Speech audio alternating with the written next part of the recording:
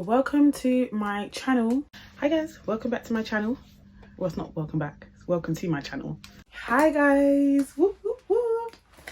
Welcome to my channel. Wow, it sounds really weird saying that, but welcome to my channel. I've decided to make a YouTube channel. My channel is going to consist of accounting, finance and lifestyle, giving you guys the good, giving you guys education, giving you guys knowledge, and throwing a dash of lifestyle in there as well. So yeah guys, if you're interested in these kind of topics, then definitely stay tuned. But yeah, I guess I haven't even said who I am. I'm sure you guys are thinking, who is this girl? Like, my name is Bissy. I'm from Essex. Yeah, Essex, actual Essex, not the fake part of Essex. I'm actually from Essex. Yeah, I've kind of lived there all my life. And yeah, I am a qualified chartered certified accountant. And I've been qualified for 2.5 years now. So yeah, I guess let's just start off with kind of like my journey. My journey to be an accountant wasn't your stereotypical, it wasn't your typical journey. I think a lot of people, there's a specific journey that you take as an accountant. So obviously you go to college, you go to university, you know, you try and get a job with one of the big 4 accounting firms. Getting a job there, obviously you work there in audit, and you also do your exams as well. So predominantly ACA, you do your exams, and so yeah, you get your experience and you qualify at the same time. But did I get that? Bruh. No, I did not. I took a completely different route, and that's kind of what I'm going to talk about today, is my journey, my personal journey in becoming an accountant. So yeah, let's kind of get into how I became an accountant. So we can kind of start from secondary school. A lot of young people, you know, even when you're in uni, you actually don't know really what you want to do. It's okay to change roles throughout your life. It's very, very common in 2020. In this 2020, it's very fine to change roles. For me, fortunately, I was someone from secondary school. I've always enjoyed maths. I had an amazing secondary school maths teacher, and I think obviously that played a big part in kind of what I wanted to do in my future. Originally, I was actually thinking of actuarial science. I was thinking about this from secondary school, guys. I don't even know if people knew what actuarial science was, but I always looked into things, and you know, I'm just thinking, okay, I do maths, I'm very good at maths, I'm good at numbers, but I don't want to be a mathematician. What do you do when you're good at maths, you know? I don't want to be a mathematician, I didn't want to be a maths teacher. So yeah, I was thinking of different ways of what I could do with my numerical skills. So originally, I actually did want to do actuarial science, but actuarial science is a bit more of a niche field, it's a bit more narrow and things like that. So I was just worried if I chose actuarial science, then I'll be stuck in that kind of field for the rest of my life. So I said from secondary school, from like year 11, I said, okay, I'm going to try sort of like accounting and finance. So yeah, went to secondary school, done really well in my GCSEs, in my maths, obviously, and things like that. And then went off to college. When I went to college, obviously, I chose sort of like the subjects, the A-level subjects, like maths, economics. And then I wanted to give myself a bit of leeway. I was very, very, what is the word? I'm a dramatic person, I'm not gonna lie. My friends that know me, I'm very dramatic, I'm over dramatic. I don't know if it's the Gemini in me. I'm a Gemini, I don't know. But yeah, I'm a very dramatic person. So I took maths, economics, and then the other 2 subjects I took were, oh my gosh, communication studies. Don't ask me why. Communication studies and sociology, I think. I don't even remember. What's my 4th one? I can't remember what my 4th A-level was. It feels like that long ago. Basically, I took those A-levels. So half of my A-levels were, you know, more prestigious subjects, and then the other half were not saying that they're not prestigious, but they're, you know, they're less common than your typical law, maths, English, all that stuff. Basically, I never actually took accounting in college. I thought it would be better to do a combination of maths and economics rather than accounting. Even though I could have done maths, economics and accounting. Actually, now that's long. So yeah, guys, also comment down below, how do you guys say it? Economics or economics? I don't know. I kind of mix and match between the both. So yeah, so I went to college now. Funny enough, actually, like I said, maths was my favorite subject, but I remember in first year in your AS levels, I'm someone that I work very hard. I'm not naturally smart. I think some people that come across me think I'm like naturally smart, but I'm not. I'm not naturally smart. Okay, I mean, I'm okay, but let me tell you, common sense is not common. Common sense is not common, and one thing I'll admit is that my common sense is lacking. It's embarrassing, I'm not gonna lie, but that's another story for another time. So yeah, I remember I studied really hard for my exams. Hard. And I remember going on holiday to Dubai with my family. So AS level results came out. You know, they always come out like a week before, I think, or maybe it's even the same day. No, the same day as obviously A2 results and stuff. So I remember results came out, but obviously I was on holiday with my parents, so I ended up getting my results in the post. They send your results out in the post if you weren't there to collect it. Anyway, I come back from Dubai. I was feeling all good. I was feeling all happy. Came back, I saw the brown letter. I was thinking, oh my gosh. I opened it. Economics, A. I don't remember. Yeah, economics was A. I think I got like A, D. And guess what the D was in? D was in maths. Ooh, clap, clap, clap, clap. D was in maths. D for dumb. I'm joking. I'm not. No one's dumb if you get a D. It's just things happen in it. So I got a D. I cried my eyes out because I was thinking, this is a failure. I'm a failure. I failed my parents. I am Nigerian. If you didn't know from the name, I'm Nigerian. So coming from a Nigerian household, you know, that's kind of like, Rob, boy, like, I mean, I saw you studying, so what's going on? Is everything okay? Can I check your head? Are you all right? Is your sit all right? So yeah, basically I got a D. And I was really upset, but obviously you can resit exams and whatnot. So obviously I went into A2 thinking, nah, you lot ain't gonna do me like that. I am not coming out with a D in maths. No, that's not happening. So obviously I got to A2 now, did my A2 exams and stuff, and lo and behold, I turned that D into an A. That was my first big testimony, you know, coming to church like, so yeah, obviously I ended up graduating. You don't graduate in college, but yeah, I ended up getting my results and I got AAB. Yeah, AAB. So yeah, that was cool. So yeah, I got A in maths, A in economics, and B in communication studies, but that one I didn't care about, you know. So yeah, ended up going to university. My original university I wanted to go to was LSE, London School of Economics.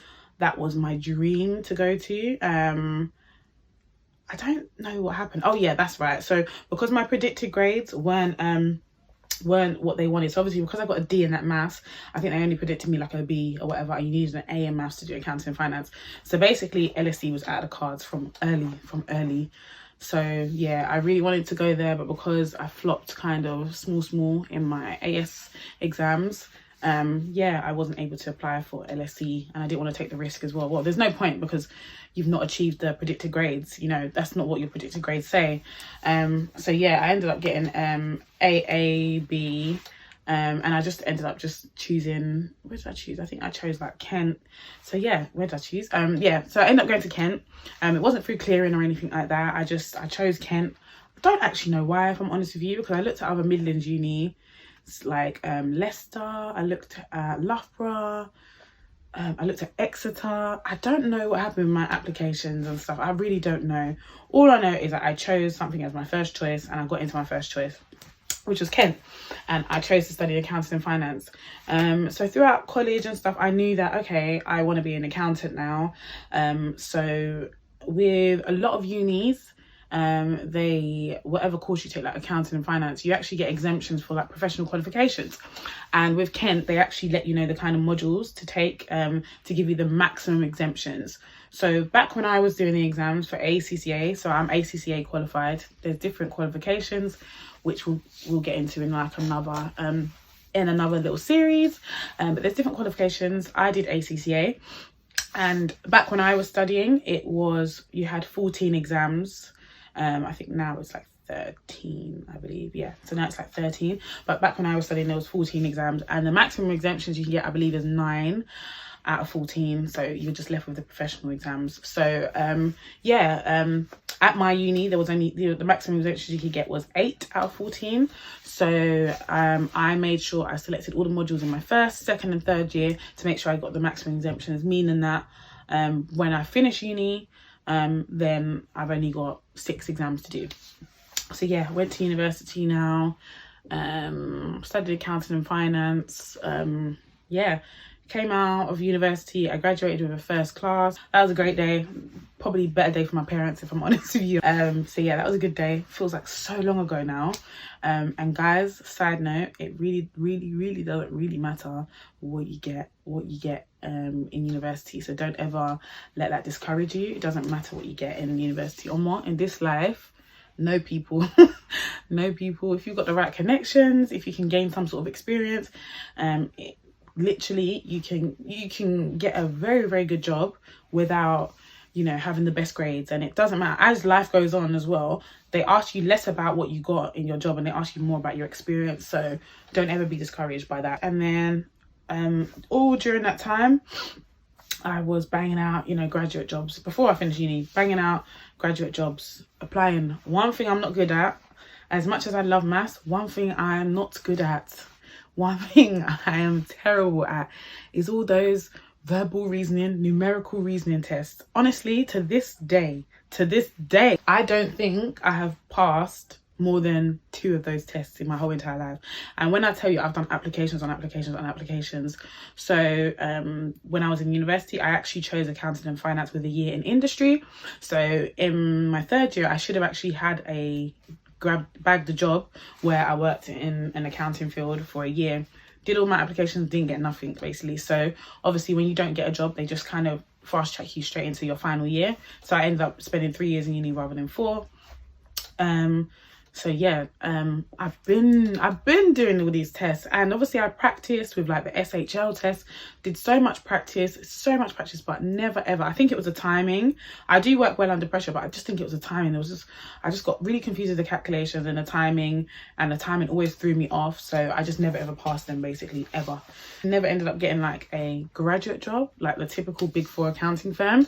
So the Big 4 accounting firms are, hopefully I'll put them down, are PwC, Deloitte, KPMG, and what is the last one? So yeah, I haven't got no notes for this, guys. I'm literally just going with the flow.